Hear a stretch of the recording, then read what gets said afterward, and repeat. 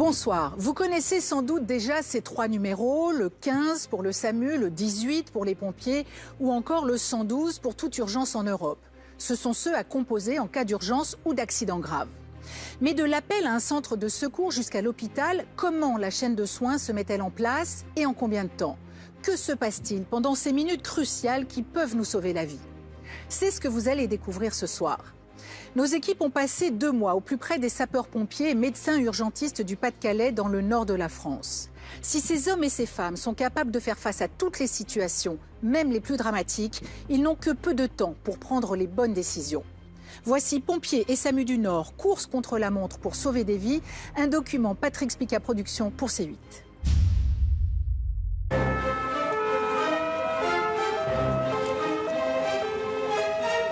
Accident de la route, arrêt cardiaque, incendie, détresse respiratoire et accident domestique. Pendant 2 mois, nous avons suivi le quotidien mouvementé des sapeurs-pompiers et des équipes du SAMU dans le Pas-de-Calais, au nord de la France. Monsieur Avec un dispositif exceptionnel.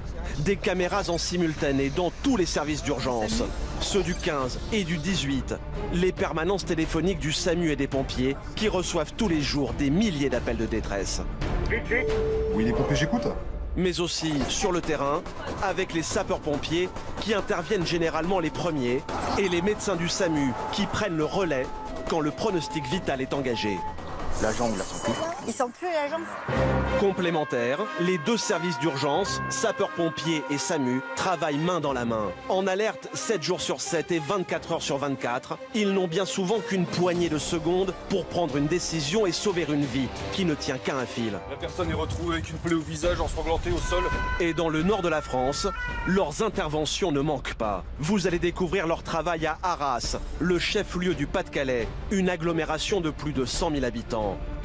Et aussi à Saint-Omer, au nord-ouest, une zone plus rurale. Ici, les urgentistes ont souvent face à eux des victimes en très grande détresse, car le département est classé parmi les plus pauvres de France. Avec 15 000 km de routes, dont 300 d'autoroutes et 100 de nationales, ils doivent aussi faire face à de nombreux accidents, souvent violents. Vous savez pas sur quoi vous êtes appuyé, ça doit être sur le poids, mais vous bougez pas, d'accord? Exceptionnellement, nous avons pu filmer la chaîne des secours de A à Z, un maillage ultra efficace qui permet à ces soldats de l'urgence de se rendre sur les lieux d'un drame en quelques minutes seulement. De l'alerte au centre de régulation jusqu'à la prise en charge à l'hôpital, en passant par des interventions souvent périlleuses, vous allez découvrir le quotidien de ces héros passionnés, courageux, à la vocation toujours intacte. Attention pour lever, lever. Côté campagne à Saint-Omer, Antoine, 28 ans, est la dernière recrue des médecins. Pour ses premiers jours au SAMU, de nombreux challenges l'attendent et il va devoir faire ses preuves. Ça peut mal se passer et être assez dur à vivre. Son collègue Romuald a choisi cette voie presque par hasard.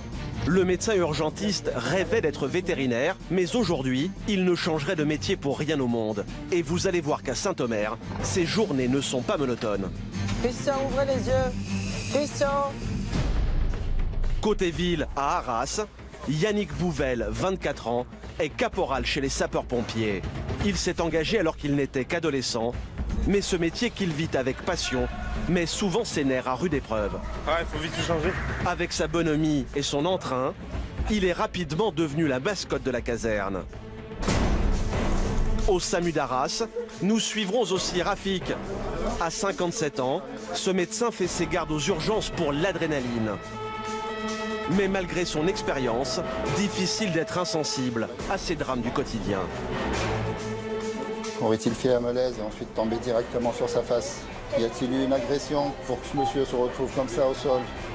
Centre d'appel, sapeurs-pompiers, SAMU, embarqués avec ces soldats de l'urgence en immersion sur les routes du Pas-de-Calais.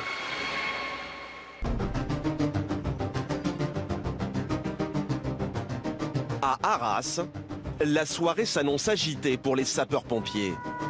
Il est un peu plus de 23 heures. Plusieurs ambulances foncent sirènes hurlantes en direction de la départementale 950, l'un des gros axes routiers de la banlieue. Un nouvel accident vient d'avoir lieu.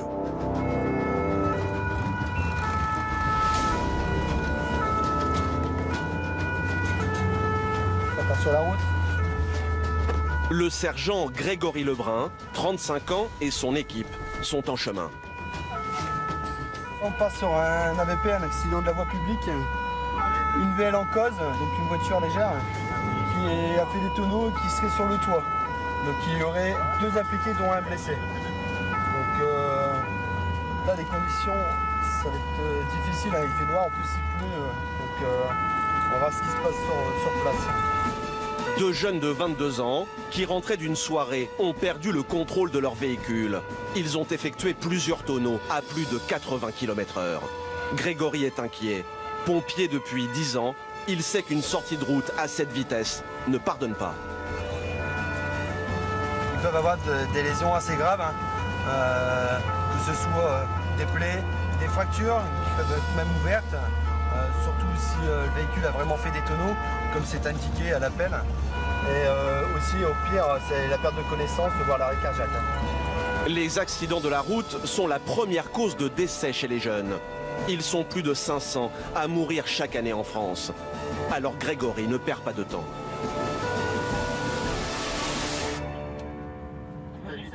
Allez, dégage. C'est bon là? Il avance un peu. Sur place, les pompiers ont déjà secouru le passager de la voiture. Il n'a été que légèrement blessé et conduit à l'hôpital. Mais Grégory doit aider ses collègues pour désincarcérer le conducteur, toujours prisonnier de son véhicule. Des abrasions au niveau des mains. Vous savez pas sur quoi vous êtes appuyé? Attends, il va voir. Ah, ça doit être sur le toit, mais vous bougez pas, d'accord? Le conducteur est conscient, mais les pompiers ne savent pas s'il est grièvement blessé. L'urgence pour eux, c'est de l'extraire de son véhicule. Tenez bien votre bras, monsieur, en dessous. Tenez bien votre bras, là en dessous. D'accord? Vous ne bougez pas votre bras. Ici, celui-ci, d'accord? C'est compliqué par rapport à l'accès du véhicule, où on ne peut pas accéder comme on le souhaite. Grégory va coordonner l'opération. Allez, on y va tout doucement. Attention à toi, dedans. Hein. Les pompiers doivent à tout prix accéder au blessé pour pouvoir le dégager. Et pour ça, il faut créer une ouverture au niveau du toit. 3 soldats du feu y mettent toutes leurs forces. Mais la carrosserie ne cède pas. Faut que tu essaies de repasser là, Greg. Là, ici, Gabi. Viens remettre un coup là, Gabi. Ouais, pousse là, ouais. On va l'avoir.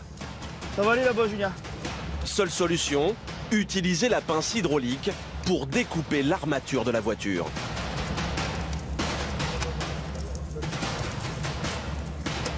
Ouais, c'est bon, stop. C'est gagné. Après plusieurs minutes d'intervention sous la pluie battante, le jeune homme va enfin pouvoir être libéré. Donc, Laurent, tu restes bien la tête. Adam, tu te mets bien au niveau des épaules pour dire de le maintenir, de le soulever, tout simplement. Et Cyril, je vais te mettre au bassin. La manœuvre est compliquée, car un faux mouvement pourrait aggraver ses blessures. La crainte des pompiers, c'est que ses jambes soient coincées et qu'il reste paralysé. Alors Grégory dirige ses hommes au millimètre près. Julien, tu vas essayer, si c'est possible, de baisser le siège, tu sais, pour le décaler, au moins qu'on ait de la place, tout simplement. Et après, on essaiera de le lever. Les pompiers vont devoir hisser la victime sur cette planche jaune qu'on appelle un plan dur, le plus délicatement possible. Chaque geste est calculé. Voilà, dans un premier temps, c'est pour le lever, on passe au plan dur, et une fois qu'il est passé, on le repose, et après on se repositionnera. Ça marche? On y va. Alors, équipier des pieds à la tête, êtes-vous prêts? Prêt. Plan dur, c'est bon. Attention pour lever, envoyez plan dur. Posez. Voilà. Ça va, monsieur? Il y a des douleurs qui sont apparues? Là, c'est la main en fait. C'est la main? Un peu le dos aussi, ouais. D'accord. Allez, équipier, êtes-vous prêts? Peut-être prêt. Ouais. Attention pour pivoter. Pivotez. On sort par les pieds. Le plus dur est fait, mais le jeune conducteur souffre énormément. Alors Grégory tente de trouver les mots pour le rassurer. Allez, doucement. Allez, t'inquiète pas, c'est pas grave, hein, d'accord? Allez, calme-toi, c'est pas grave. Allez, d'accord? Ouais. Alors on te le met comme ça, mais après, le docteur il est là du SAMU, d'accord? On va regarder ce que tu as exactement. T'inquiète pas, d'accord? C'est maintenant au médecin du SAMU d'entrer en scène. Même si le jeune homme n'a pas de plaie apparente, après un choc d'une telle ampleur, des lésions internes sont possibles. Alors l'urgentiste examine avec minutie l'abdomen de son patient. Est-ce que je déclenche des douleurs quelque part? Non, c'est vraiment au milieu, enfin au niveau de la colonne en fait. Là, bouge pas trop. Ouais, voilà. D'accord, tu bouges pas. Bouge pas. Bon, au niveau de mon cou, en fait, j'ai mal au niveau... Pas de douleurs abdominales et le jeune homme bouge ses 4 membres. C'est rassurant, mais sans examen complémentaire à l'hôpital, impossible d'écarter le risque vital. Grégory, le sapeur-pompier, pose un collier cervical pour maintenir son cou immobile. Ça fait pas mal, simplement que c'est gênant. Une perfusion et un puissant calmant devraient apaiser ses douleurs. Petit à petit, le jeune homme reprend du poil de la bête et il se permet même de plaisanter avec les secouristes. Là, la voiture, elle est grave. On a fait un cabriolet avec en fait. Putain, j'ai même pas fini de la payer. Et là, simplement pour ça. Par contre, mais avec les voitures, elles sont encore dedans. Enfin, on va pas me la voler, mais... Ah non, mais là, ouais, t'inquiète pas. La police, ils vont emmener ta voiture et ils vont récupérer les papiers. Tu les récupères au commissariat. Je vais prendre une amende. Non, je pense pas. Non, c'est juste iras chercher tes papiers. Ouais. D'accord? Parce que j'ai un bourrage encore même. Ça pour l'instant. Le jeune homme le confesse, il n'était pas sobre au moment de l'accident. Les gendarmes viennent d'arriver, ils vont devoir déterminer le déroulé des faits et sa responsabilité dans cette affaire. Bonjour monsieur. La gendarmerie. C'est vous qui conduisez, monsieur? Ouais. D'accord. Qu'est-ce qui s'est passé? En fait, dans le virage là, j'ai glissé et une fois que je me suis retrouvé dans l'herbe, en fait, j'ai baissé la tête et j'ai protégé ma tête et la voiture a fait des tonneaux. D'accord, pourquoi vous avez glissé? Vous étiez à quelle vitesse? Entre 70 et 90, c'est exactement ce que Vous vous avez dire. effectué un dépassement un peu avant ou pas? Non. Non, du tout? Non, il n'y avait personne. Il y avait personne? J'étais sur la voie de droite. D'accord. On va vous soumettre au dépistage de l'alcoolémie. Est-ce que vous avez consommé de l'alcool, monsieur? J'ai pris un apéro et 2 verres de vin. D'accord. C'est tout. Allez, je vous demande de souffler, un souffle long. C'est bon. Vous êtes positif au dépistage alcoolémie, monsieur. D'accord. Le conducteur est au-dessus de la limite autorisée. Il risque au minimum une suspension de permis et une forte amende. Mais ça te fera pas de mal, d'accord? C'est juste pour éviter que tu bouges. C'est bon, on peut y aller? Faut plus vite. Ouais, merci. Une attitude inconsciente, difficilement pardonnable, qui aurait pu lui coûter la vie. Mais les urgentistes et les sapeurs-pompiers continuent leur travail comme si de rien n'était. Quel que soit le profil de leurs patients, ils se battent pour sauver des vies avec toujours la même ferveur. Et exercice. T'inquiète. Par rapport à l'alcool? Non. Par rapport à tes parents? Ouais. Le principal, c'est que tu n'es rien, d'accord? C'est bon pour vous? Allez, 1, 2, 3. Bon rétablissement. Merci. Bon courage, merci. Au revoir. Tout seul au service des urgences, le jeune homme commence à réaliser la gravité de ses actes et il peine à contenir son émotion.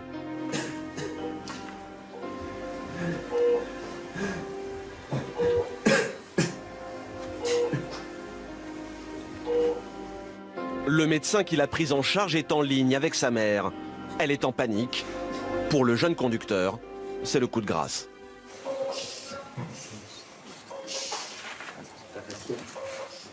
Allô, maman?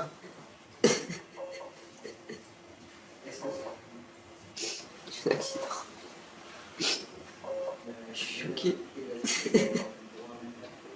J'ai plus de voiture.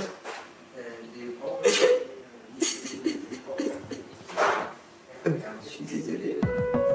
Le jeune homme doit maintenant passer un scanner pour vérifier s'il n'a pas de lésions internes. Quelques minutes d'angoisse supplémentaire. Mais heureusement, l'examen ne va rien révéler de grave. Il est presque indemne.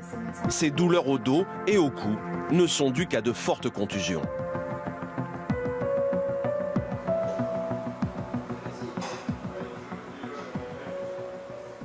même si t'as rien, demain tu vas avoir mal partout. Demain, c'est comme si t'es passé dans une machine à laver, quoi. D'accord? Merci. Ouais.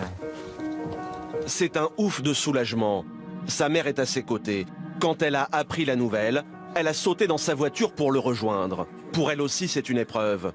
Elle se sent totalement dépassée par le comportement de son fils unique. Il a déjà eu 3 accidents. Donc, bon, celui-là, c'est le plus grave, je dirais.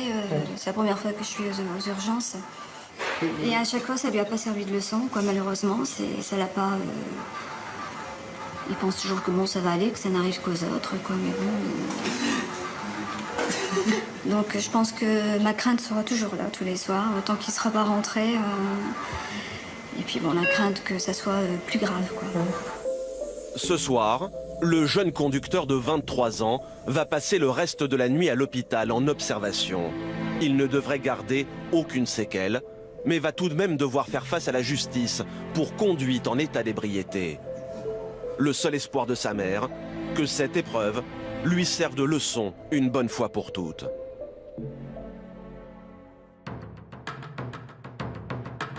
À Arras, après cette intervention mouvementée, le calme semble être revenu. Mais au centre de régulation du 15, situé au premier étage de l'hôpital, un murmure constant anime toujours la salle. Oui, bonjour, c'est le SAMU. Oui. Vous êtes dans quelle commune, madame? Les 7 assistants régulateurs ont le nez plongé sur leurs 3 écrans d'ordinateur, un casque vissé sur la tête. Il a comment antécédent? Dans cet open space, le personnel répond aux appels de détresse du numéro 15 qui proviennent du Pas-de-Calais. Oui, bonjour, le SAMU 62. Donc votre enfant a 18 mois, c'est ça? En moyenne, 2000 appels par jour. En quelques minutes, les assistants régulateurs doivent faire le tri entre les affaires importantes et les petits problèmes de santé qui ne nécessitent pas l'envoi d'une ambulance. Et justement, il est un peu plus de 7 heures quand Florian reçoit une nouvelle alerte. Au téléphone, c'est une infirmière libérale qui démarrait sa tournée chez l'un de ses patients. Elle l'a découvert chez lui, à moitié évanoui. J'ai retrouvé par terre. Alors bon, j'avoue que c'est un patient que je connais que depuis 3-4 jours. D'accord. C'est un patient en surpoids. Madame, là actuellement il est comment? Il est gêné pour respirer, c'est ça? Oui. Ah oui, il est très gêné. Voilà, il a pas... Passez-moi un peu au téléphone pour que je puisse évaluer sa respiration. Ok. Oui, j'arrive ou quoi? Ouais, non, c'est pour... En fait, ils veulent nous entendre respirer. Ah ouais, j'ai plus d'air, madame. Allô, monsieur? Oui. Allô? Oui, ce monsieur n'arrive pas du tout à finir sa phrase, hein. Oui, c'est ça, ouais. Il est, non, il est vraiment très essoufflé, oui, ouais. Il est bleu au niveau des lèvres? Oui. D'accord, une cyanose au niveau des lèvres, d'accord. Oui, voilà, ouais, il a le teint, ouais, même au niveau du visage. Il est en sueur, il est pâle? Il est un peu moite, oui. D'accord. L'homme est toujours conscient, mais son état de santé semble préoccupant. L'assistant régulateur transmet immédiatement l'appel au médecin de garde. Allô? Oui, bonjour, docteur. Zounia va avoir la lourde tâche de mesurer l'urgence du problème et en fonction de la gravité, envoyer les secours. Il vous inquiète? C'est quoi votre... En fait, je suis arrivée, il est par terre, donc il est tombé suite à un malaise et il est très essoufflé, cyanosé. Voilà, il se sent vraiment pas bien du tout. Il a dit quoi, monsieur? En fait, voilà, il s'étouffe, quoi. Il s'étouffe. De toute façon, voilà, il est cyano, il a les lèvres bleues. D'accord, ok, on va pas perdre du temps. On va vous envoyer le nécessaire, hein, SMUR, hein. D'accord? Okay. Merci, au revoir. Les symptômes décrits par l'infirmière sont alarmants. Pour le médecin, aucun doute possible, la vie de l'individu est en jeu. Une ambulance et un véhicule de pompiers sont immédiatement envoyés sur place. L'alerte est tout d'abord envoyée à la caserne de Saint-Omer. C'est la plus proche du domicile de l'individu. Ouais, c'est quoi? Du Frespi? Ouais, Georges Sand à Vendée. Ok, ça marche, c'est parti.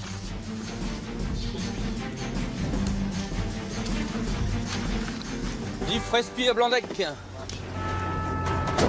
À la différence de ses collègues, Frédéric est pompier volontaire. Toute l'année, il travaille comme aide-soignant à l'hôpital et ce n'est qu'une fois par semaine que ce passionné enfile le costume de pompier. Un engagement qui n'est pas de tout repos. Cette fois, l'homme qu'il doit secourir a des difficultés respiratoires et des malaises. Frédéric n'a pas plus d'informations, mais l'aide-soignant sait que ces symptômes peuvent cacher un problème très grave, comme une insuffisance cardiaque. Ça peut être tout et rien, quoi. Ça peut être un œdème, comme une crise d'asthme, surtout à cet âge-là. L'homme habite à 10 minutes de route de la caserne. Frédéric et son équipe doivent faire vite. À l'hôpital de Saint-Omer, le médecin de permanence, Romuald, vient lui aussi d'être réveillé en sursaut pour se rendre sur place. Il faut vite se remettre les idées en place pour être le temps de la route. En général, ça te permet d'être efficace une fois sur place. Alors j'ai pu dormir un petit peu puisqu'il est 7h30 et qu'on s'est couché vers 4h, donc on a pu dormir 3h30. Romuald reste concentré, car les dernières informations en sa possession ne sont pas bonnes. Le médecin du centre de régulation du 15 suspecte un œdème pulmonaire, une accumulation de liquide dans les poumons. C'est le pire scénario possible. L'œdème pulmonaire, c'est vraiment une urgence vitale, hein, c'est-à-dire qu'il faut rapidement les oxygéner, il ne faut surtout pas essayer de les allonger. L'évolution ultime de l'œdème pulmonaire, c'est l'asphyxie et la mort. La mort par manque d'oxygène. Le temps presse. 6 minutes se sont déjà écoulées depuis l'appel de détresse. Mais heureusement, Frédéric et ses collègues sapeurs-pompiers arrivent enfin sur place. Et surprise, l'adresse donnée indique un camping. Père de famille en plein divorce, l'homme qui a fait un malaise loue en fait un mobil-home en attendant de trouver mieux. On va voir. À l'intérieur, l'infirmière attend les secouristes. Bonjour. Ah. Oui. Monsieur est tombé, il fait une chute. Vous avez perdu connaissance? Pas longtemps. Pas longtemps? Allongé sur le sol, l'homme semble mal en point, mais il est toujours conscient. Il a 67 ans et s'appelle Christian. Comment vous vous sentez là? Monsieur. Ouais, mais je pense que c'est parce que vous êtes par terre, allongé. Et depuis quelle heure vous êtes là comme ça? 2 heures, je pense. Vous avez passé la nuit là, monsieur? J'ai pas dormi de la nuit. Vous êtes levé à 5 heures et depuis 5 heures vous êtes à terre. Levez la tête. Frédéric engage la conversation pour garder Christian éveillé. Sa crainte, c'est l'étouffement. Il faut améliorer sa respiration. Alors le sapeur-pompier doit le redresser. Mais problème, Christian a une forte corpulence, plus de 150 kilos, et il est incapable de se maintenir assis. Monsieur, prenez appui sur moi, d'accord? Ok, il faut m'aider, hein. Allez, on y va. C'est bon, je le tiens. Ok. Votre jambe, elle est où l'autre? Sa jambe? Bah ouais. Non, monsieur. Eh, monsieur. Faut se mettre en demi-assis. Monsieur. Allez, monsieur. Qu'est-ce qui se passe? Vous vous sentez pas bien? La situation devient critique. On va mettre de l'oxygène, on va préparer l'oxygène. Ouais. Pour aider son patient à respirer, Frédéric va lui administrer de l'oxygène grâce à cette bouteille et ce masque. Vous êtes là? Vous m'entendez? Monsieur! Allez, on ouvre les yeux. Hein. Non, mais attends. Attends. À l'extérieur, l'équipe du SAMU vient d'arriver. Romuald va prendre le relais. Bonjour monsieur. Vous avez mal quelque part? Non. Vous avez pas mal dans la poitrine? Hein? Vous vous étouffez. La priorité du médecin, comprendre d'où viennent ces problèmes de respiration. Après une rapide auscultation, Romuald décide d'interroger l'infirmière et il va avoir une mauvaise surprise. Là.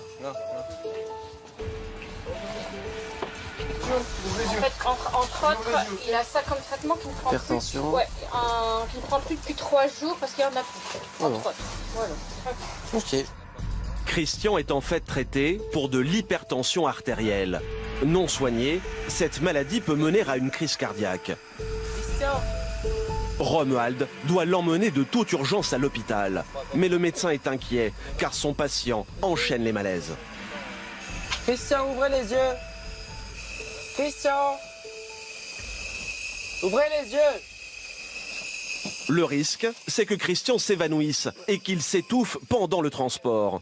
Alors pour qu'il n'y ait pas de complications, Romuald va devoir l'intuber, c'est-à-dire introduire un tuyau dans sa gorge jusqu'à ses poumons pour continuer à les alimenter en oxygène. Il sera plus sécurisé et nous on sera aussi plus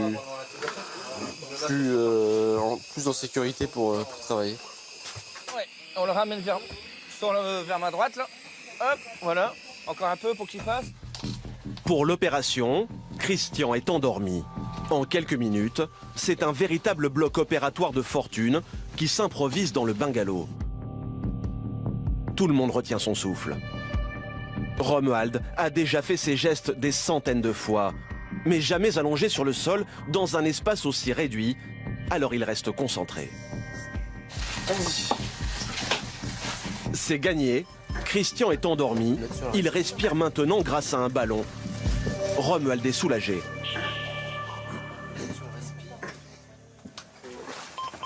La machine essaie de lui rentrer de l'air dans les poumons, sauf qu'il a un abdomen qui écrase ses poumons.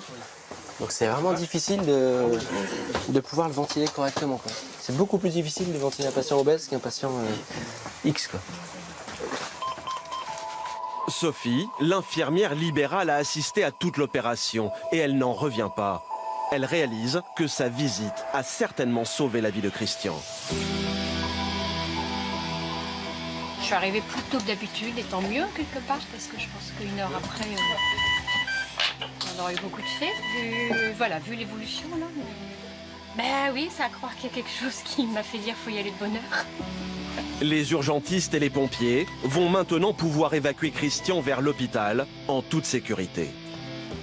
Ça va être chaud, c'est chaud, combien il faut peser?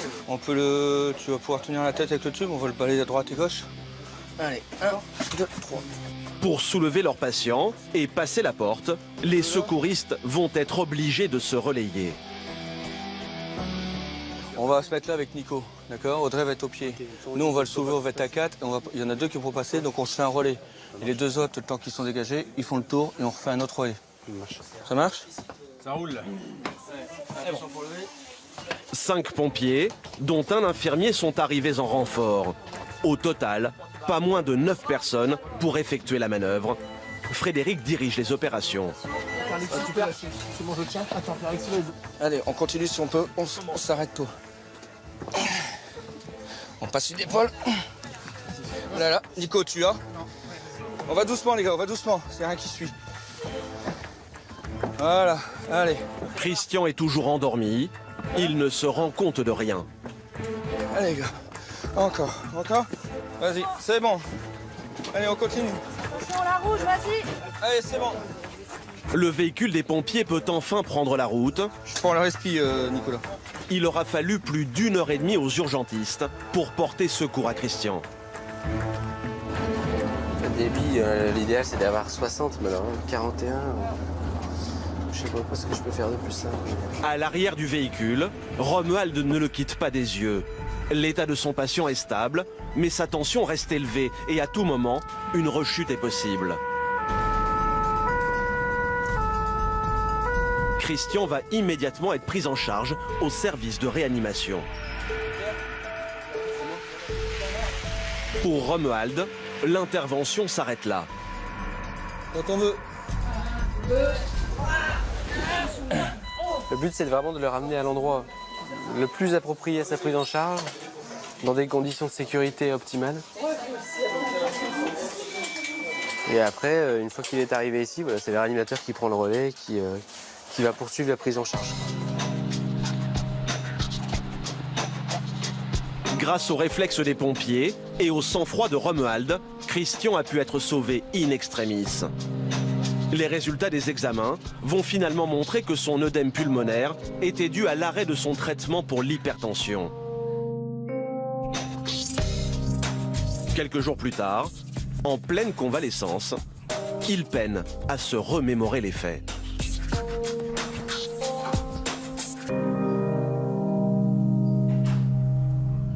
J'ai eu un malaise, je me rappelle plus de rien. Plus de rien? Non, plus du tout. Je sais même plus exactement comment j'étais, quelle position j'étais. Même où j'étais, c'est l'infirmière qui m'a trouvé, et voilà quoi.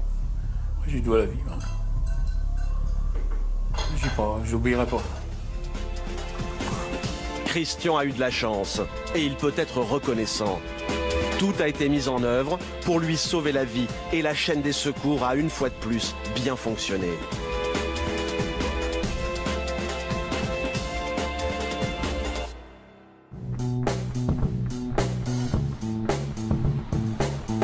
Ce matin, Antoine lui aussi croise les doigts pour que ses interventions connaissent la même issue, car c'est une journée particulière.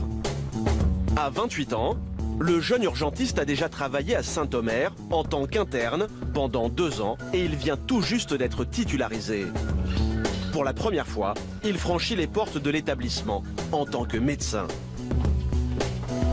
Son rêve d'enfance, ce pourquoi il a travaillé d'arrache-pied pendant des années, se réalise enfin.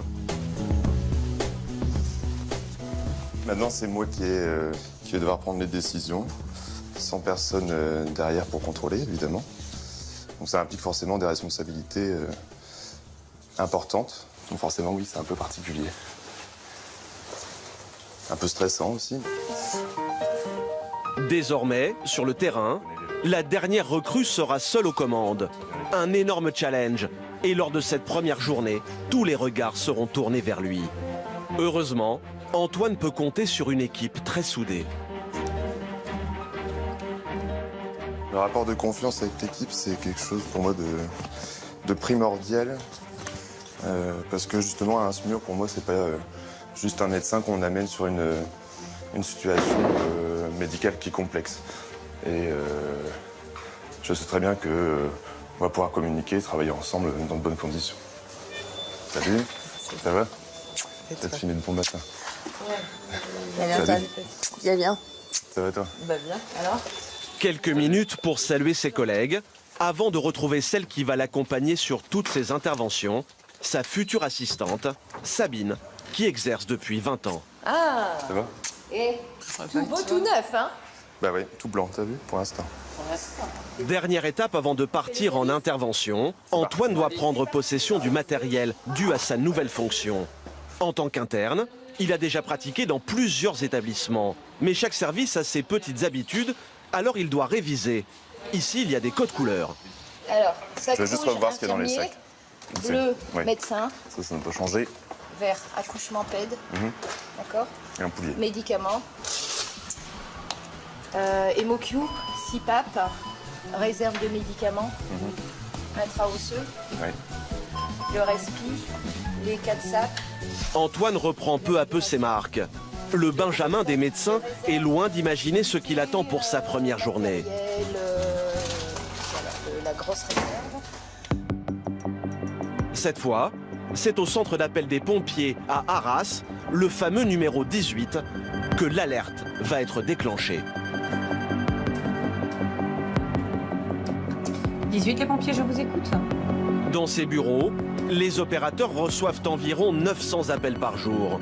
Sur le même principe que le 15, avec qui ils travaillent en étroite collaboration.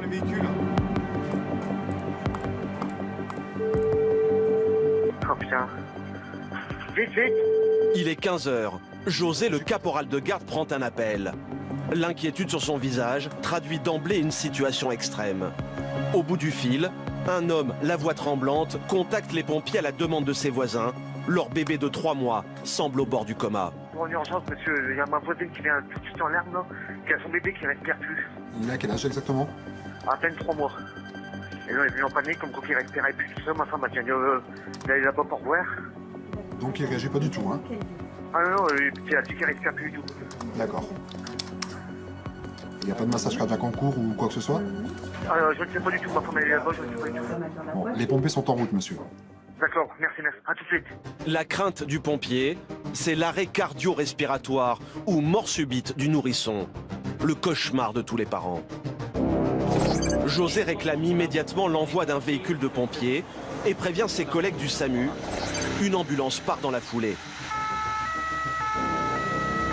C'est Antoine qui est envoyé sur place.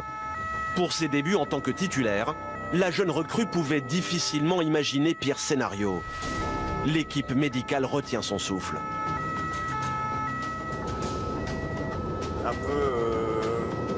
On a un peu de pression parce que c'est un enfant, c'est toujours un peu plus impressionnant. Et ça n'a rien à voir avec l'adulte, les enfants. Les posologies sont différentes, l'examen est différent.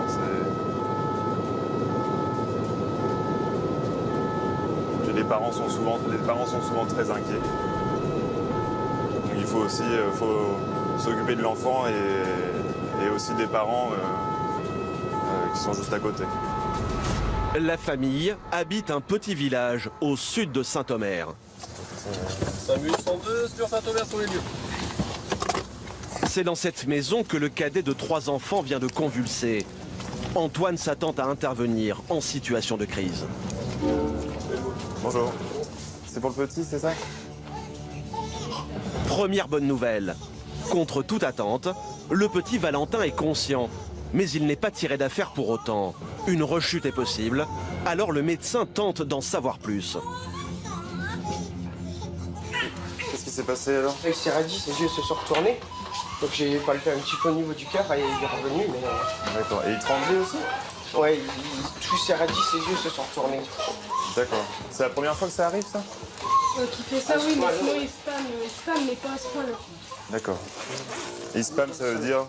Il a du mal à reprendre sa respiration, mais on souffle sur le visage et ça revient.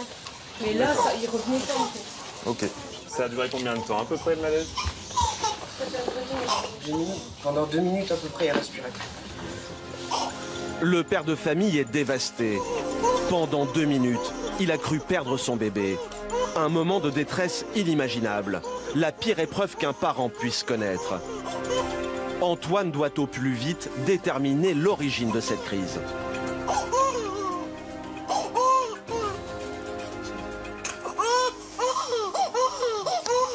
Il n'a pas dû être hospitalisé depuis sa naissance. Il pèse combien là? 5,9 kg ça. Eh ben.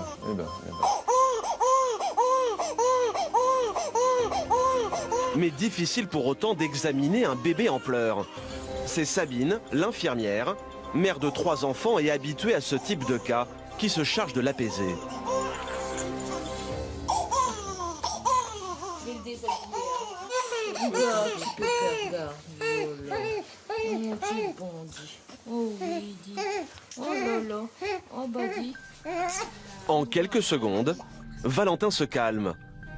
Antoine peut l'examiner plus sereinement.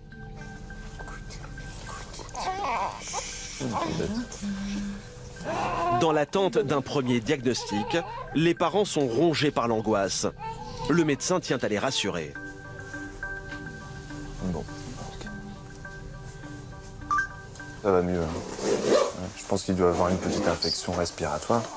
Tu as fait comme une crise d'épilepsie. On va le ramener à l'hôpital pour faire des examens. D'accord? Elle montre au pédiatre. Une infection respiratoire, une maladie bénigne chez les adultes, mais qui à 3 mois peut mener à la mort subite. Antoine n'hésite pas une seconde. Il appelle le centre de régulation afin de préparer le terrain pour ses confrères. Oui, j'ai eu une petite frayeur quand même sur le départ. Oui, on a su après qu'a priori c'était pas un arrêt, mais Ouais. oui, j'imagine, on n'est jamais très à l'aise sur des arrêts ou des suspicions de mort subite du nourrisson. Donc il n'est pas en arrêt, hein, c'est ça? Non. En fait, il a fait une première crise convulsive qui a duré environ 2 minutes. Du coup, on arrive aux urgences. Hein. Ça marche. Pour ses débuts en tant que médecin à l'hôpital de Saint-Omer, Antoine n'a pas été épargné, mais il a su faire preuve d'un sang-froid exemplaire. On a toujours peur de tomber sur quelque chose de grave. Sur un enfant de 3 mois, c'est jamais très agréable. Quoi. Et finalement, les choses sont moins graves, mais ça nécessite quand même de partir à l'hôpital pour un bilan et l'hospitaliser. Je me sens très affecté, c'est le cas? Un peu soulagé de voir qu'il n'était pas en arrêt cardiaque.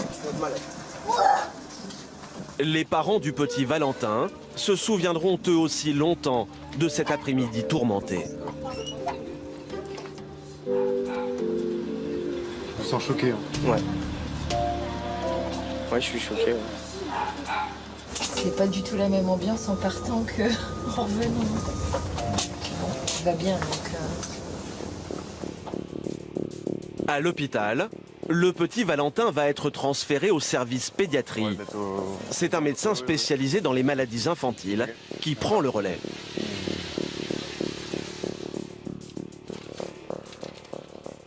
Toi, quand tu es arrivé, comment tu l'as trouvé? Il était en train de, oui, il était en train de pleurer, bien conscient, bien tonique. Non, il n'y avait pas de signe de détresse respi, il était à 100%, non, 37 degrés, 100% de saturation. Voilà, bon, nous on vous laisse. Bonne continuation, bon courage. Finalement, les examens ne confirmeront pas les craintes initiales des parents et des médecins. Le bébé a eu une crise convulsive à cause d'un simple reflux gastrique, une remontée acide suite à un repas mal digéré. Une bonne nouvelle pour le médecin, car en France, l'arrêt cardio-respiratoire ou mort subite du nourrisson est toujours un fléau. 250 bébés décèdent prématurément chaque année. On est content quand ça se passe bien, mais le problème c'est qu'avec ce genre de motif, ça peut mal se passer et être assez désagréable, assez dur à vivre.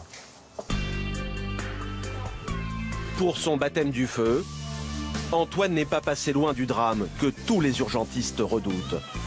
Cette fin heureuse aura en tout cas mis du baume au cœur à toute l'équipe.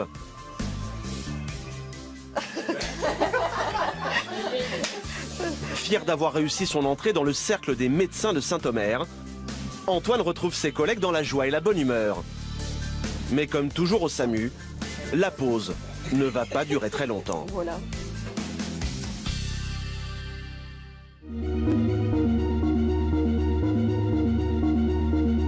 À Arras, au centre de régulation du numéro 15, Nathalie, l'une des assistantes régulatrices, vient de recevoir un appel inquiétant. Cette fois, ce sont les sapeurs-pompiers qui demandent de l'aide. Ils sont en pleine intervention sur un accident de la route près de Saint-Omer. Il a été percuté par une voiture à peu près entre 50 et 70 km/h. Ah ouais. Choc assez violent. Il est coincé en dessous d'une rambarde de sécurité. Le dos collé à un piquet de rambarde de sécurité métallique qui sent plus sa jambe. Okay. Et moi je peux pas le toucher tout le temps qu'il faudrait un antidouleur ou quelque chose pour le... D'accord, on vous envoie une équipe sur Éperlé. L'appel est immédiatement transmis à l'hôpital de Saint-Omer.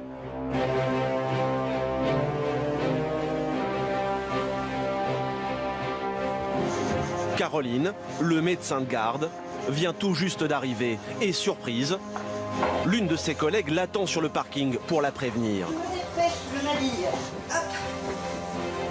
À peine le temps de prendre sa blouse et son matériel et il faut partir au pas de course car l'accident a eu lieu à 10 minutes de route. Allez, bon courage. Allez, bonne garde. Bon, allez, go. C'est un début de journée sur l'échafaudon. C'est ça. Oh là là. Allez, c'est parti. Caroline ignore pour le moment tout de l'intervention à venir, mais elle dispose d'une feuille de route et elle peut compter sur l'aide de ses équipiers. On fait quoi au fait en AVP? AVP, VL piéton. Ah, plus ou moins inconscient, merde. Plus ou moins incarcéré. Ah, incarcéré. Enfin, le piéton. Le piéton? Bah, je pense. Il est à peine d'arriver là. Ah oui, on démarre fort. Médecin au SAMU de Saint-Omer depuis 7 ans, Caroline intervient très souvent sur des accidents de la route. Et les blessés sont généralement en urgence absolue. Alors elle craint le pire. Sur place, les pompiers ont pris en charge la victime, un jeune homme de 16 ans. Mais impossible de lui prodiguer le moindre soin, car l'adolescent est coincé sous une rambarde de sécurité. Hop. Oh, ça glisse. Comment je fais? Ouais. Mal à son dos, mal à son bras, mal à sa jambe. On peut pas le toucher. La jambe, il la sent plus. Il sent plus la jambe? Non, il sent plus sa jambe. Ah merde. Donc je vais pas faire des compressions parce que je peux pas le toucher. Ah ouais, bien sûr. Voilà. Pas d'un. Et qu'est-ce qui s'est passé? Il a été éjecté de l'os. Passage péton ici. Le dos a percuté la barre métallique. Le dos a percuté la barre métallique, ouais. Et la voiture, l'a pas vu? Il passait le passage péton, mais il roulait doucement. La passage roulait doucement. Elle sortait de gauche. Ouais.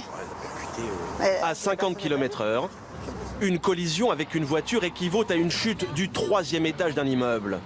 Et en heurtant la glissière, l'adolescent a subi un double choc. Il n'a pas de plaies ouvertes, mais Caroline craint que sa colonne vertébrale soit touchée. Le risque, c'est la paralysie. Là, la jambe gauche, tu peux la bouger ou pas? Là, quand je te touche la jambe, tu sens que je te touche.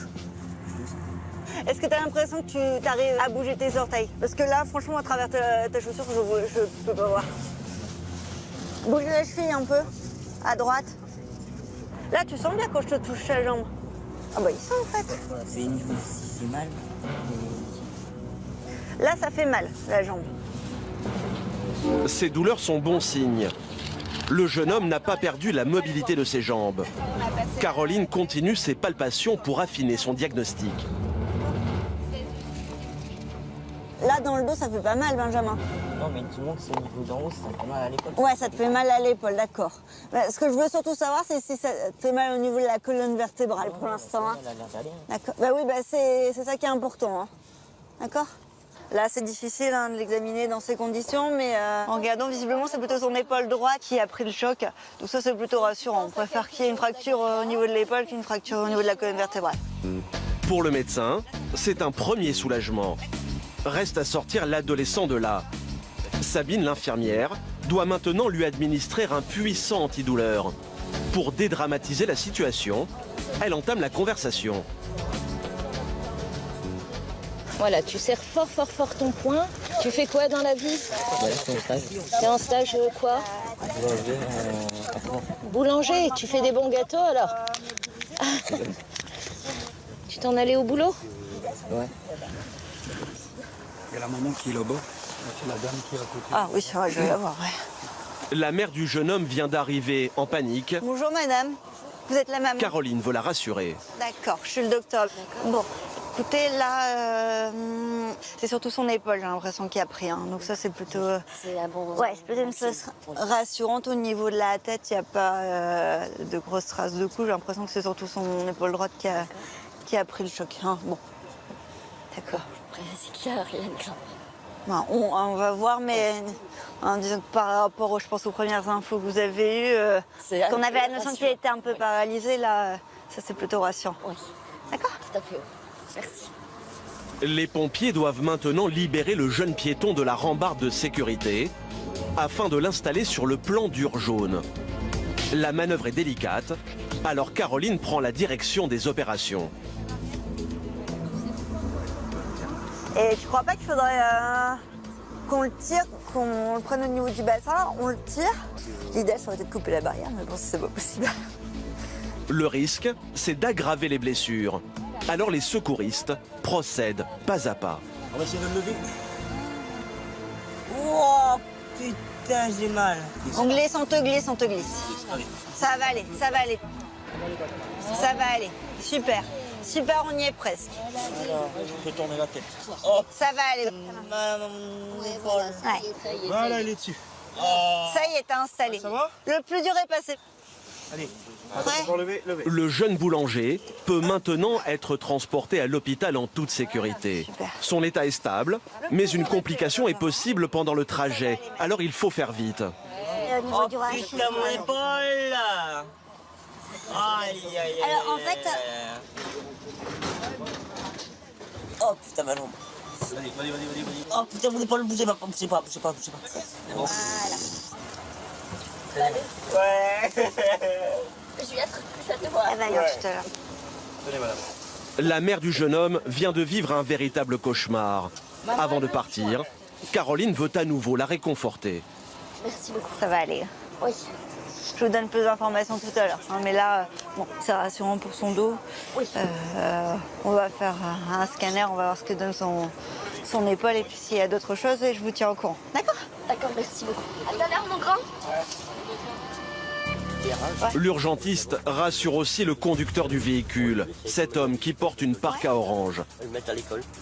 Au moment de la collision, il amenait sa fille à l'école et il a eu lui aussi très peur. Bon, ça va aller. Hein. Ouais. Ça va aller. J'ai fait ce que j'ai pu, et Bah oui. j'ai fait après, et puis j'ai mis ma veste dessus. Ouais. Puis vous avez appelé les secours. Oui, j'ai appelé les Bah oui, vous avez fait ce qu'il fallait. Qu'est-ce qui s'est passé? Bah, il a traversé d'ici en face, tout courant, et voilà. Et il faisait noir, du coup bah, on l'a pas vu et quand on s'arrête, on freine et bah, c'est trop tard. Et passé par Il a surgi, c'est tout, on voulait pas rien. il est passé au-dessus de la voiture et puis il faisait noir et il était pas habillé en fluo, du coup on l'a pas vu. Vous vous sentez choqué, hein? Bah, oui, quand même. En France, les trajets de courte distance sont les déplacements les plus dangereux. Sur ces routes que l'on emprunte tous les jours, le risque s'accroît.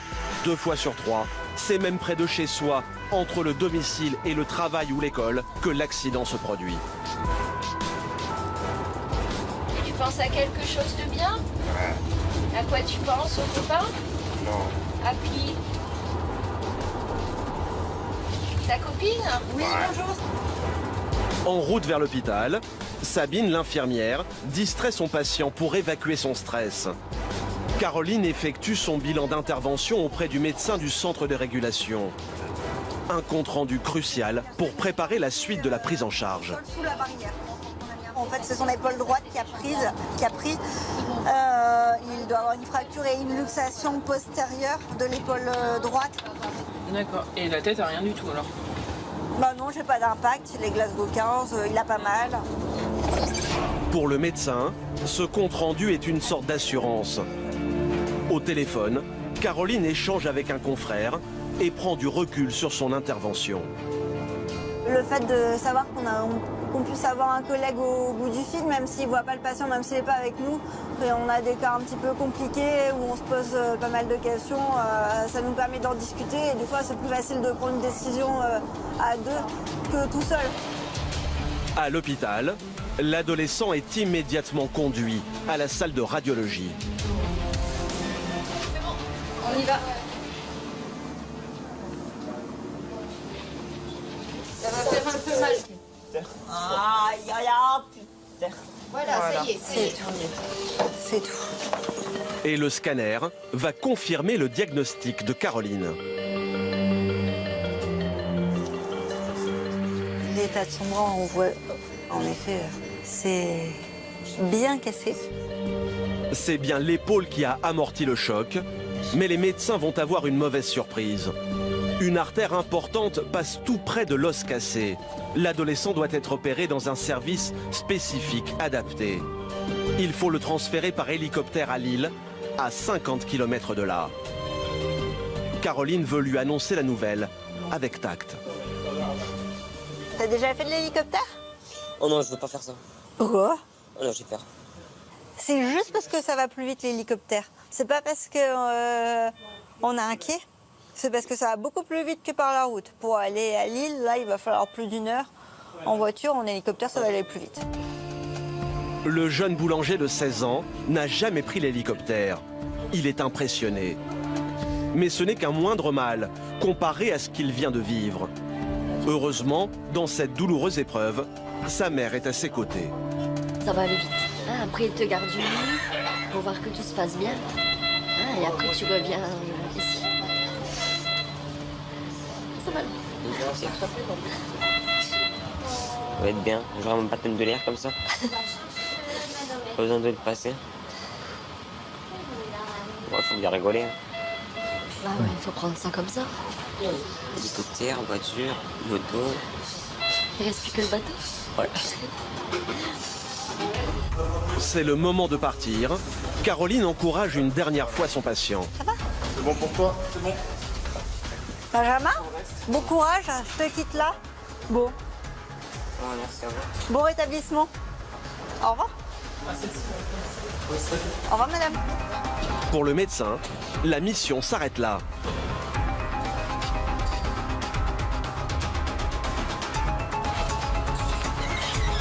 À Lille, le jeune homme va être opéré de l'épaule. Il est aujourd'hui tiré d'affaire et devrait reprendre une vie normale dans les mois à venir.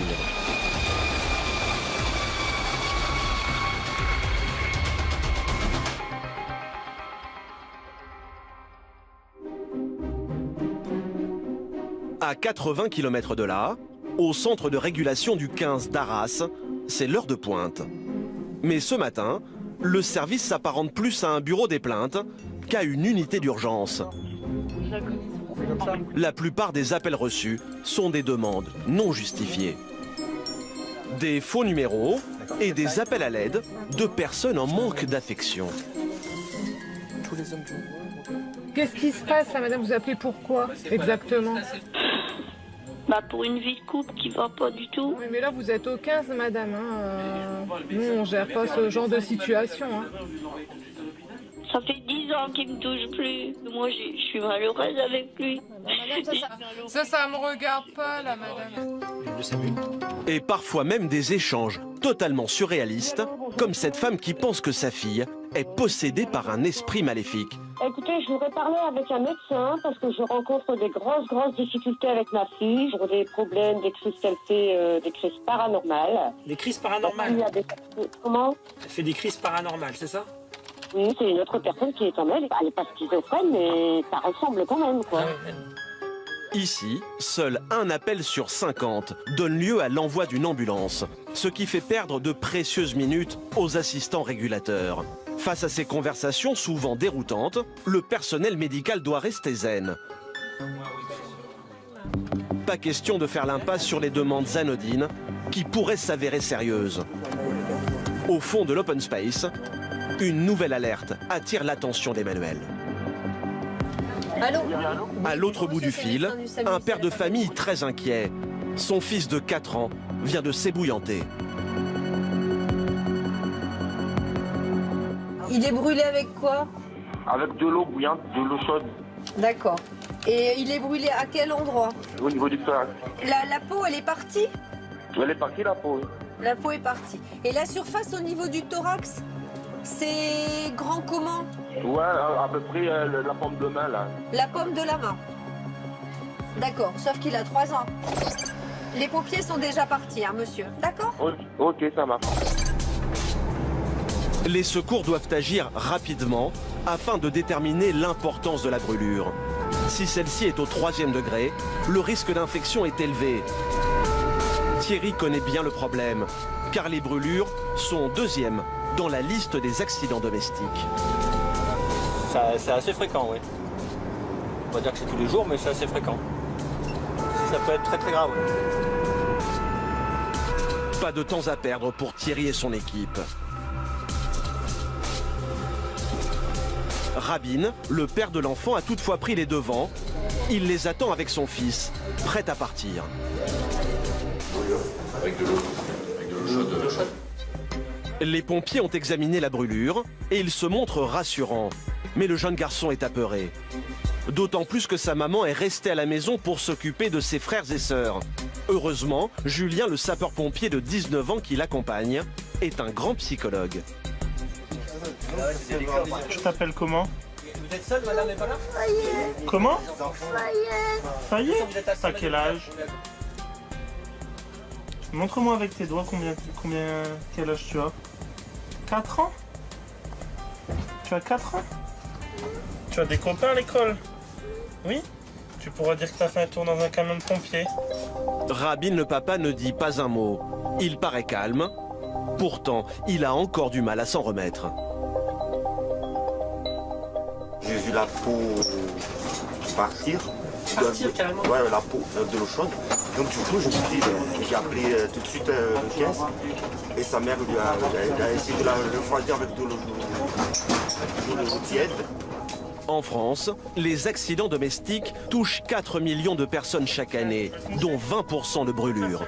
Même s'il n'a pas beaucoup d'expérience, Julien est un habitué de ces situations. Quand c'est comme ça, il faut toujours rester calme et essayer d'être très diplomate et de lui expliquer avec ses mots, afin qu'il évite de penser à la douleur et qu'il se calme forcément.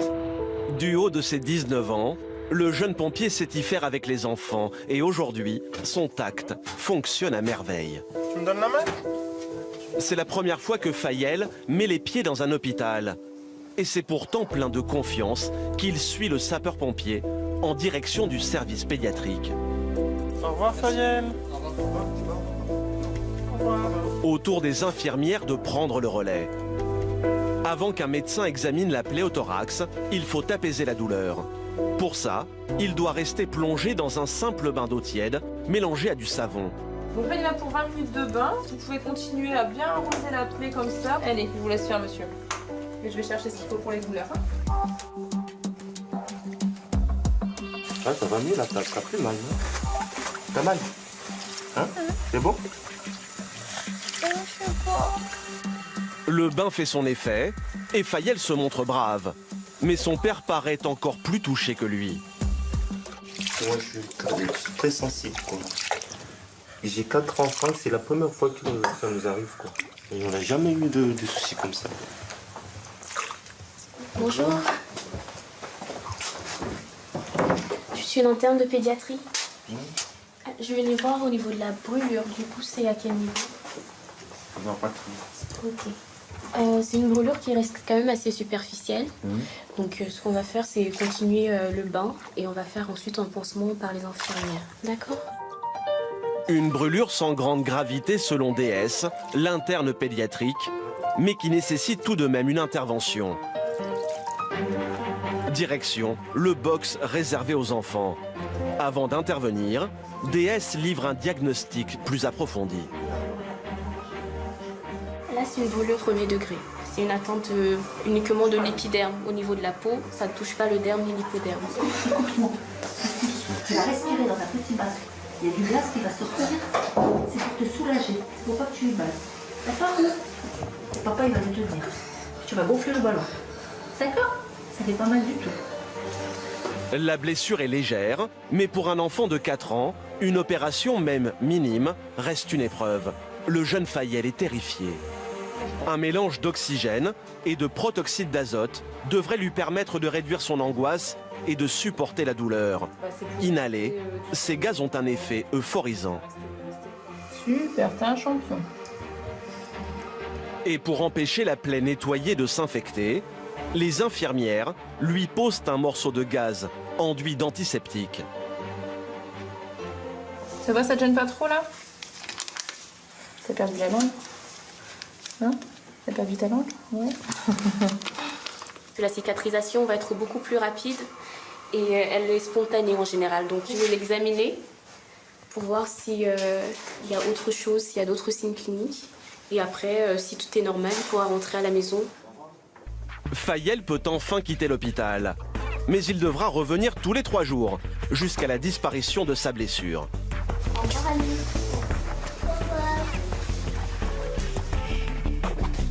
Dans quelques semaines, cette mésaventure effrayante à son âge ne sera plus qu'un mauvais souvenir.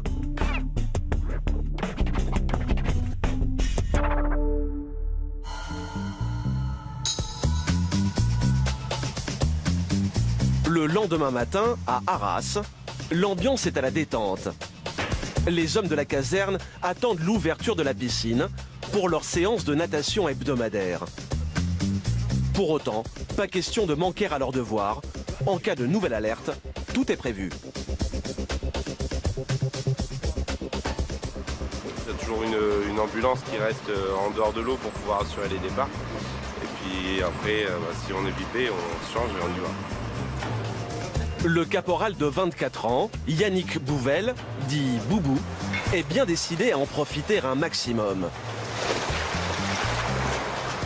Ce moment d'effort intense lui permet de rester en forme et de garder le rythme. Malheureusement, cette journée n'échappera pas à la règle. Au même moment, au centre d'appel du 15, Maïté, l'une des assistantes régulatrices, est en ligne avec une femme qui vient d'assister à un drame. Le SAMU? Elle est bouleversée.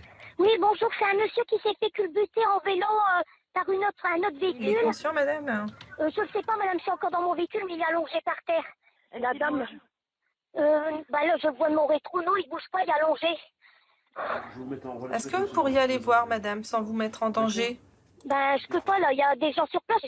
C'est quoi comme commune? On est dans les champs, madame, on est entre Bois-Bernard et Frénois-en-Goël. Ce nouvel accident de voiture a l'air sérieux.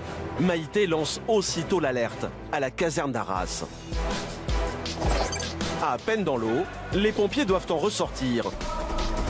Yannick et ses coéquipiers ne perdent pas une seconde. Ah, il faut vite se changer. Pas même le temps de prendre une douche et pour aller encore plus vite, Boubou a une astuce bien à lui. Ah oui, le pantalon est déjà prêt là. Ouais. Ça c'est une technique. Ouais. On gagne du temps comme ça. En moins de 2 minutes, Yannick et ses collègues sont sur la route.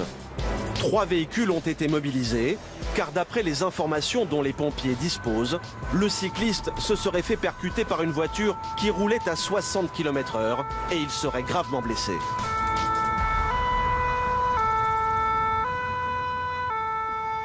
Apparemment, elle aurait des douleurs au dos, donc du coup, c'est une lésion traumatique avec une cinétique qui peut être assez importante.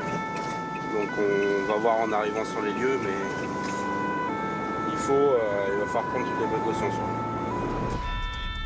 Sur place, les gendarmes ont sécurisé le périmètre. L'accident a eu lieu en plein milieu des champs. Le cycliste a été projeté en dehors de la route, mais il est conscient. Ça va? Qu'est-ce qui s'est passé? On m'a percuté derrière. D'accord, elle vous a percuté par l'arrière. Elle est tous les deux dans le même sens. Est-ce qu'il a perdu connaissance? Non. Il n'a pas perdu connaissance? Non, tout de suite je lui ai parlé, il m'a répondu. La conductrice à l'origine de l'accident est encore tétanisée. Elle affirme aux gendarmes ne rien avoir vu venir. Je circulais et avec le soleil, j'ai pas vu du tout le monsieur qui était le cycliste qui était à ma droite, qui allait dans la même direction que moi. Et donc je l'ai percuté avec le côté de ma voiture, quoi. J'ai regardé tout de suite dans mon rétroviseur et j'ai vu le monsieur qui partait comme ça en vrille dans le champ et je me suis stationnée tout de suite. La carrosserie avant, le rétroviseur arraché et l'état du vélo témoignent de la violence du choc. Au moment de l'incident, Jean-Christophe, 58 ans, effectuait ses 40 km d'entraînement hebdomadaire. Yannick et ses collègues tentent de l'examiner. Leur crainte, c'est que la colonne vertébrale soit touchée, avec un risque de paralysie. Est-ce que vous avez mal quelque part? Le dos. Vous avez mal au dos? Il faut surtout pas bouger, d'accord? Écoutez, voilà. Au niveau de la cuisse ici, ça va? Ici, ça va aussi? Ici, ça va? Là, ça va? Bougez les pieds pour voir. Juste les pieds. Non, pas les jambes, les pieds. Bougez-moi les pieds. D'accord. Au niveau du bassin, quand j'appuie, est-ce que ça fait mal? Non? Prenez une grande aspiration. Une grande aspiration. Vous avez mal au dos? Douleur au niveau du dos, d'accord. Jean-Christophe semble avoir l'usage de ses membres, ce qui est bon signe. Mais il peut encore souffrir de lésions internes indécelables et des complications sont toujours possibles. Alors les pompiers prennent toutes les précautions nécessaires. Ça va, monsieur? Je vous fais pas mal avec le collier, là? Ça va pas être très confortable, mais c'est nécessaire, ok? Très bien, je verrouille. C'est normal, c'est fait exprès, en fait. L'objectif, c'est vraiment de vous immobiliser, comme ça, vous pouvez pas bouger la tête.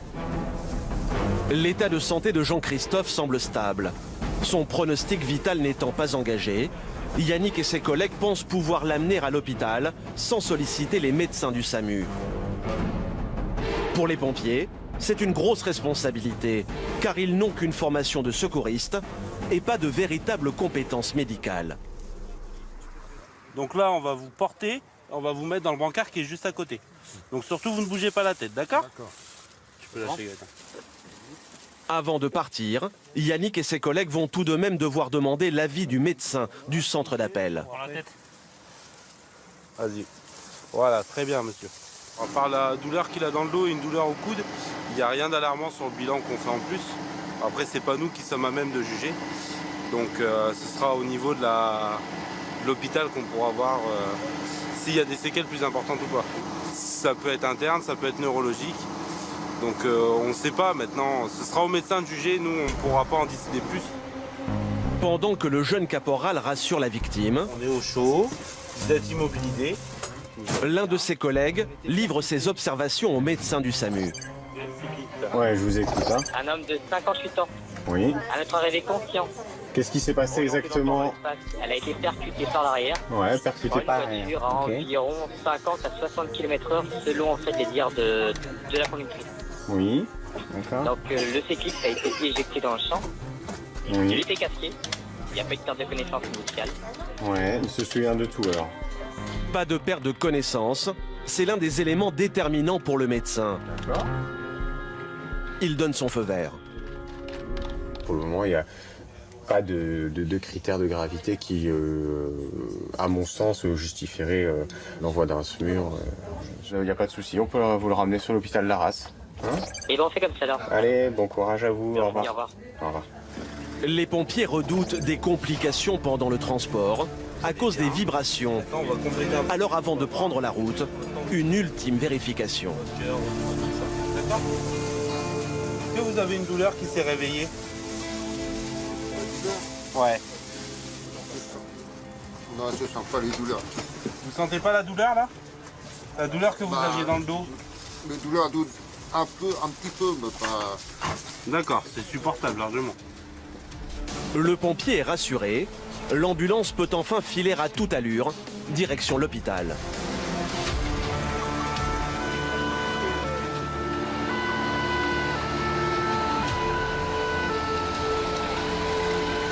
Jean-Christophe va être transféré en salle de radiologie pour passer un scanner. Il semble angoissé par l'atmosphère du service d'urgence. Alors Yannick reste à ses côtés, le temps qu'il soit pris en charge. Elle est plus forte la douleur? Dès qu'on bouge, comme la camionnette, dès qu'il y a la vibration, je sens les douleurs. D'accord, ok. J'espère qu'il n'y a rien. On a pris toutes les précautions nécessaires. Maintenant, on va voir ce que dit le médecin. Mais soyez serein, d'accord? Ça va aller. Merci, c'est gentil. C'est normal. Bon rétablissement, monsieur. Merci. Yannick a terminé sa mission. Les proches de Jean-Christophe viennent d'arriver pour le soutenir à leur tour. Papa, maman elle est là. T'as mal, papa? T'as mal? J'ai mal au dos, carrément au dos. Beaucoup au dos. Et j'avais peur en bougeant, j'avais tellement mal. Dernière épreuve pour Jean-Christophe, dans sa journée plus qu'éprouvante, un scanner complet qui permettra au médecin de voir avec certitude s'il a ou pas des lésions internes. La victime et sa famille sont suspendus à l'annonce des résultats.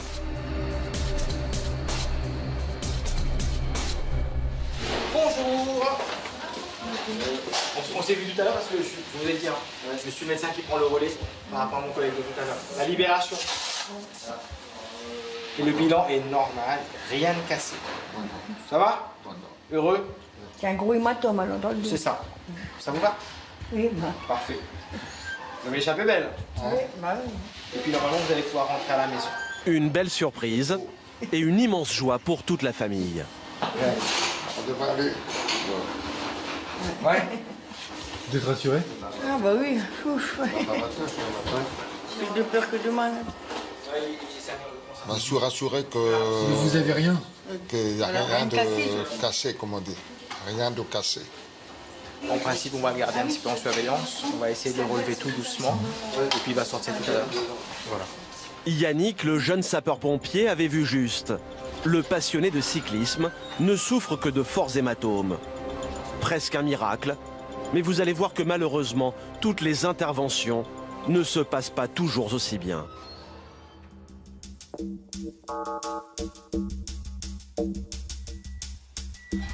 Ce soir, à l'hôpital d'Arras, c'est Rafik qui est de service. Sinon, les deux autres équipes. Avec Nathalie, l'infirmière anesthésiste, et Hervé, l'ambulancier, le médecin prend des forces avant de partir en mission. À 57 ans, Rafik travaille le reste du temps dans un autre hôpital, sans aller sur le terrain. Mais par vocation, et pour l'adrénaline, il effectue chaque mois des gardes au SAMU d'Arras. Dès que ça sonne, hop, Voilà. on essaie de voir un petit peu de quoi il s'agit. Voilà. On part toujours à découvert, on ne sait jamais sur quoi on va tomber. C'est ça. Mission première d'urgentiste, c'est essayer de sauver des vies. Porter secours. Porter secours. Voilà, si je suis là, c'est parce que nous, j'aime ça. Pour le médecin tout sourire, c'est une soirée comme les autres. Il est pourtant loin de se douter que la nuit qu'il s'apprête à vivre risque de le hanter pour les années à venir. Il est un peu plus de 19 h Quant à l'étage du dessus, au centre de régulation, Alain reçoit un appel très préoccupant. C'est le SAMU. Oui, vous m'entendez? Oui, bonjour monsieur, c'est le SAMU. À l'autre bout du fil, un homme vient de retrouver un ami inanimé à son domicile. Il semble perdu et commence à paniquer. Alors là, vous êtes avec une personne qui est inconsciente, c'est ça? Il respire. Je le mettre un petit peu, vous savez, sur le côté. D'accord, il est allongé? Oui, allongé. Sur le côté, effectivement. Va falloir essayer de le stimuler, monsieur. Il faut lui mettre des claques, faut faire quelque chose. En haut du bras, à l'intérieur du bras, là où ça fait mal. Essayez de le pincer pour le faire réagir. Et sa tête, elle est toute rouge, il y a plein de sang. On dirait qu'il y a un truc à son œil et tout. Essayez de le faire réagir. Et là, il respire plus, là, maintenant. Vous êtes sûr? Oui, Sylvain, j'essaie de passer ou quoi? Alors, est-ce que vous savez comment faire un massage cardiaque? Repris, s'il vous plaît, dépêchez-vous. Avec l'accord du médecin, Alain déclenche l'alerte. Les pompiers sont les premiers à partir. Côté SAMU, c'est Rafik et son équipe qui sont mobilisés. Ils démarrent plein pot et prennent la direction d'un petit village à 25 minutes de route de l'hôpital.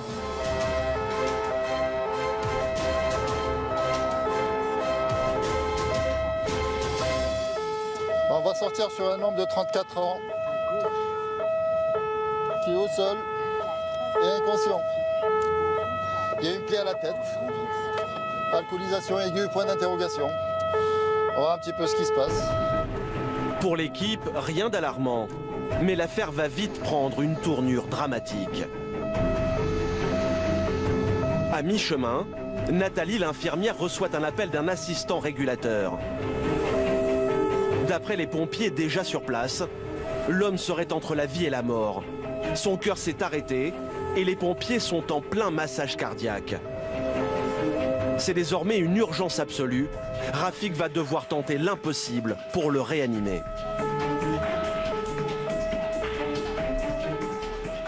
Les pompiers ici ils ont confirmé l'arrêt, qu'ils sont en train déjà de masser, que le DSA est posé, que bon voilà, nous on va arriver, on va déjà trouver pas mal de trucs de fait. Plus tôt on arrivera, et plus on a de chance de récupérer le patient. Le médecin sait que le temps est compté. Non soigné, un patient peut mourir d'un arrêt cardiaque en quelques secondes. Et pour le moment, l'heure tourne.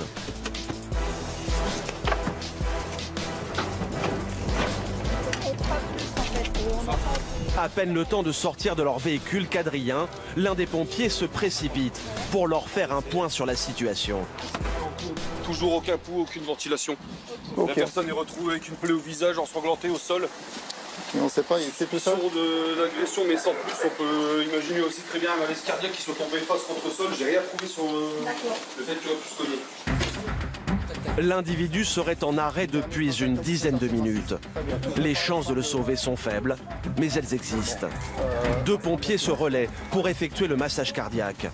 Donc pas de choc du DSA. La priorité pour Rafik, intuber le jeune homme pour dégager ses voies respiratoires, c'est-à-dire faire passer un tuyau jusqu'au poumon afin d'éviter qu'il ne s'étouffe s'il se met à vomir.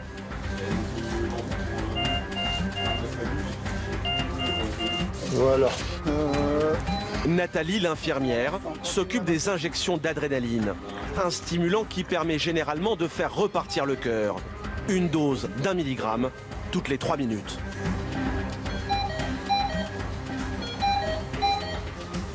Nathalie, on est à combien? Là, je suis à 4. 4 mg déjà. Tout est mis en œuvre pour sauver la victime.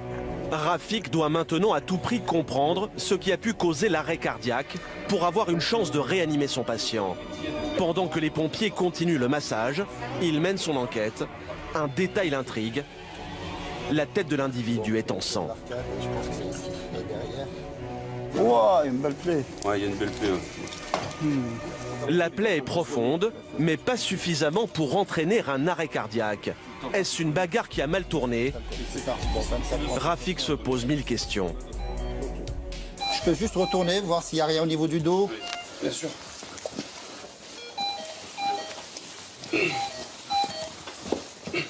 Il Il y a quelques... Un petit... ouais. C'est bon, on continue. C'est juste pour moi, pour voir.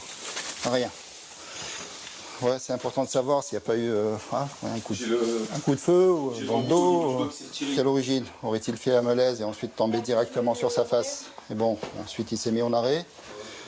Y a-t-il eu une agression pour que ce monsieur se retrouve comme ça au sol? Là, c'est impossible de savoir. Rien de concret. Le médecin interroge Adrien, le sapeur-pompier, car il connaît la victime. Il est intervenu ici quelques mois plus tôt pour un problème d'alcool. En antécédent, je sais que monsieur a eu beaucoup de soucis avec l'alcool, il était malade à cause de ça. Et c'est le seul antécédent que je connais, après je sais pas s'il y en a d'autres. Ok. Et ces boîtes-là, c'est quoi? Un cocktail alcool, anxiolytique, lui aurait-il été fatal? C'est des médicaments qu'il prend pour une petite infection, mais bon, c'est pas à l'origine. Les recherches ne donnent rien. Rafik est de plus en plus inquiet, mais pas question de s'avouer vaincu, surtout pour un homme aussi jeune.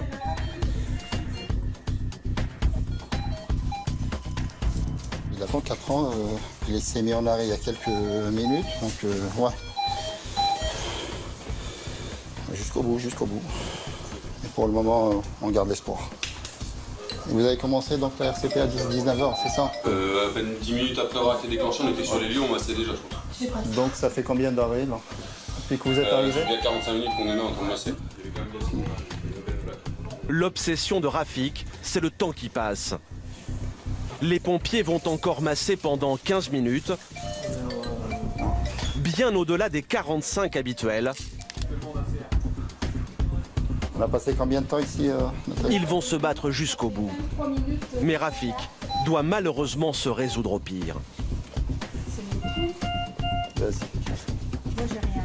Là c'est bon, là je vais arrêter. T'arrêtes? Ouais. On est à 10 mg d'adré, on est à plus de 35 minutes de réanimation, on est à plus d'une heure d'arrêt. Dépité, presque anéanti, le médecin vit la situation comme un échec. Tire un tracé plat s'il te plaît. Voilà. Malgré ses 30 ans d'expérience, la décision de stopper l'intervention est un déchirement et un cas de conscience. C'est pas une décision que vous prenez plaisir. Je suis obligé de la prendre de toute façon. Quand il s'agit comme ça de patients assez jeunes, c'est toujours difficile. Même s'ils ont appris à vivre au quotidien avec ce genre de drame, les urgentistes comme les sapeurs-pompiers accusent le coup. La déception est palpable sur tous les visages.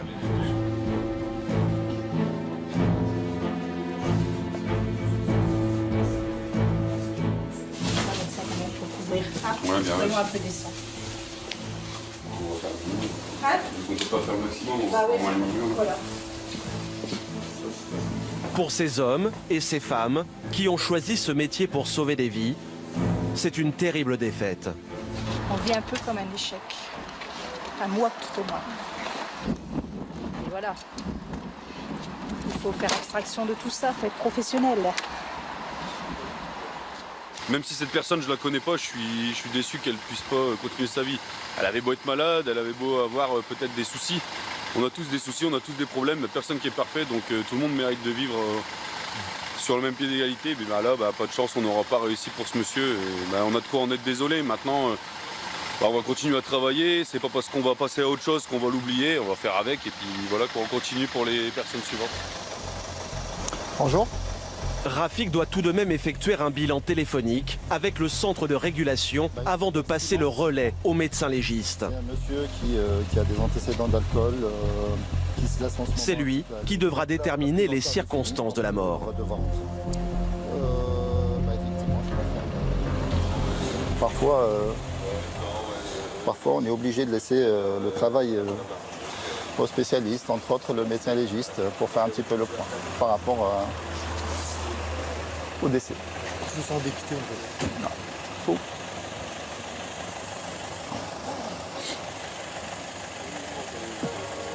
Là on reprend.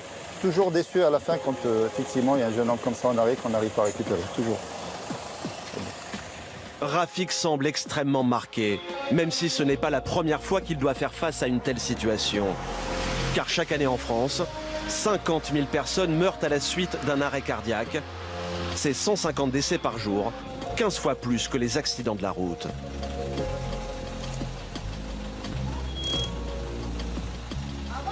Et voilà. De retour à l'hôpital, le médecin retrouve ses collègues dans la salle de repos.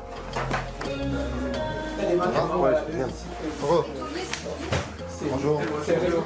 Même s'il esquisse un sourire, la mort d'un patient est toujours une épreuve. Ce moment entre collègues, c'est aussi l'occasion pour Rafik de revenir sur sa soirée et décompresser pour aller de l'avant. Ici, tous vivent au quotidien des expériences similaires. On va dire que c'est pas évident pour le commun des... Mais pour nous, ça rentre un petit peu dans notre quotidien. Ouais. Ensuite, on est tellement dedans que bon... Pour essayer un peu de se préserver de tout ça, on prend du recul par rapport à l'intervention. On essaye de garder cette distance nécessaire qui permet de continuer de travailler et qui permet de travailler dans de bonnes conditions. Quand on a un peu l'habitude et qu'on s'entend bien dans l'équipe, on fait ce qu'on appelle un débriefing à chaud. Et souvent c'est dans la voiture que ça se passe, ça commence déjà là, on en rediscute, on ressasse un petit peu l'intervention en essayant de savoir si on a fait correctement les choses, si on a bien fait les choses, si on n'a pas loupé un truc. Voilà, ça paraît être un débriefing technique, mais finalement en même temps c'est un débriefing moral. Au SAMU, impossible de se laisser déborder par les sentiments. La mort fait partie intégrante du métier et les urgentistes, comme tous les membres du personnel médical, ont dû apprendre à vivre avec.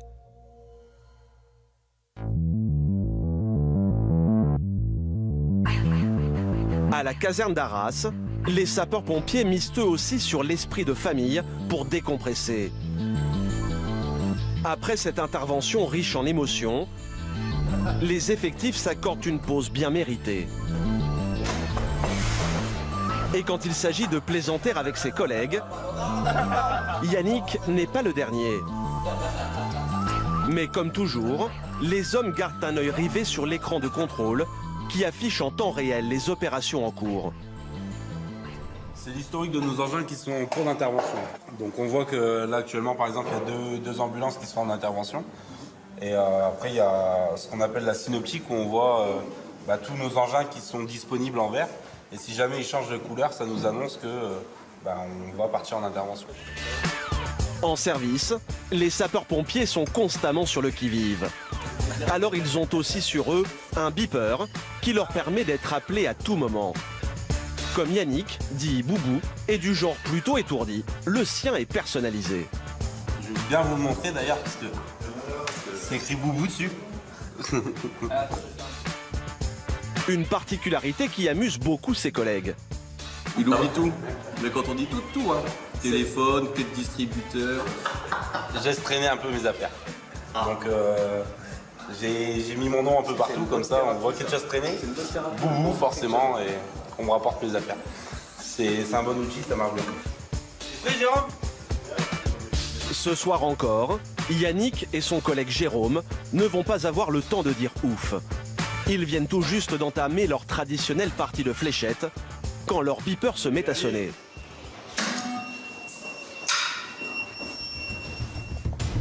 Pour cette nouvelle intervention, c'est Jérôme et son équipe qui sont mobilisés. Cette fois, un incendie menacerait les habitations d'un village à une vingtaine de kilomètres de là. À l'origine de l'incident, un tracteur qui aurait soudainement pris feu. Jérôme se prépare à intervenir dans des conditions difficiles. Le feu, pour les pompiers, c'est la menace la plus dangereuse.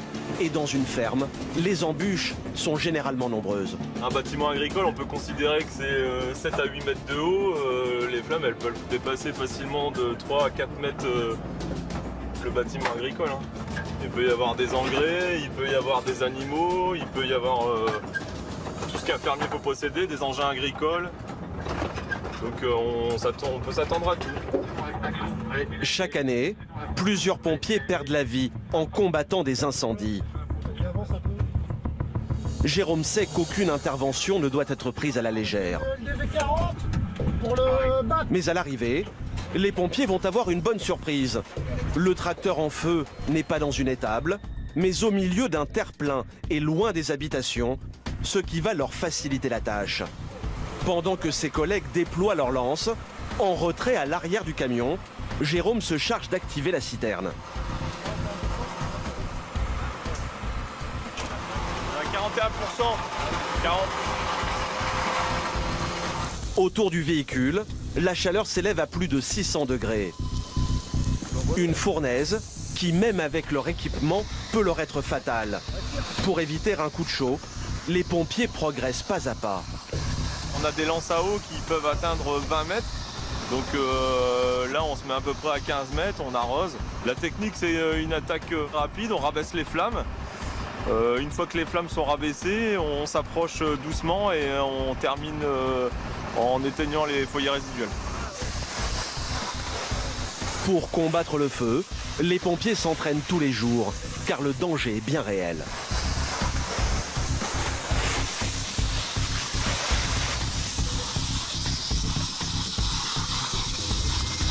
Et même quand un incendie paraît maîtrisé, un retour de flamme est toujours possible.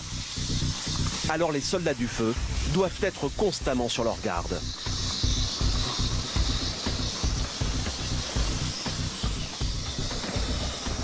Mais pour l'instant, les flammes ont disparu. Le métal est fort chaud. On va partir à l'extinction par endroits, comme là ça brûle un peu. Au total, il faudra une bonne vingtaine de minutes et 1300 litres d'eau pour maîtriser l'incendie. Les flammes ne laissent qu'une carcasse éventrée, un squelette incandescent, comme une preuve de la puissance ravageuse du feu. Pour les pompiers, le travail n'est pas terminé pour autant. Le chef de groupe mène son enquête pour comprendre ce qui s'est passé.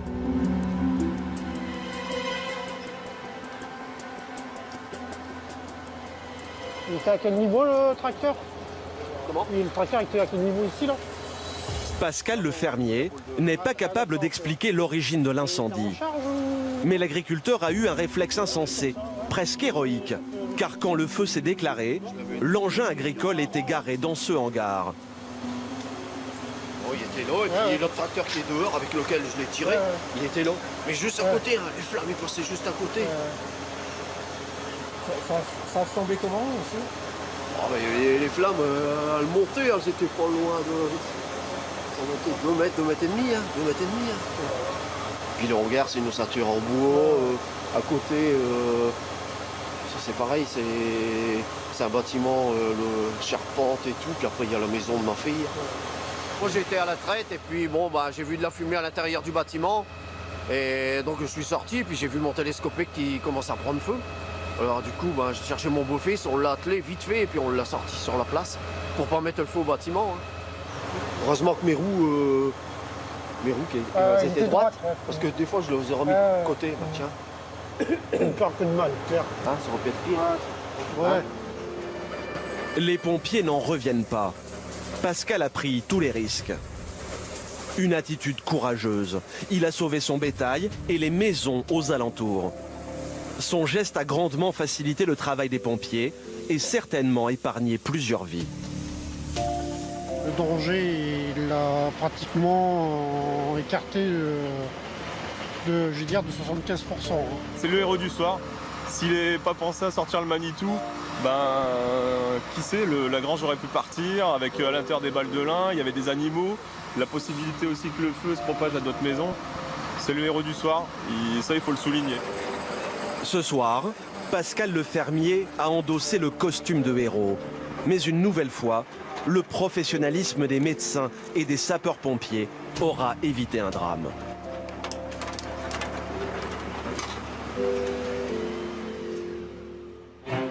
Chaque année dans le Pas-de-Calais, les secouristes font 127 000 interventions et parfois malheureusement au péril de leur vie.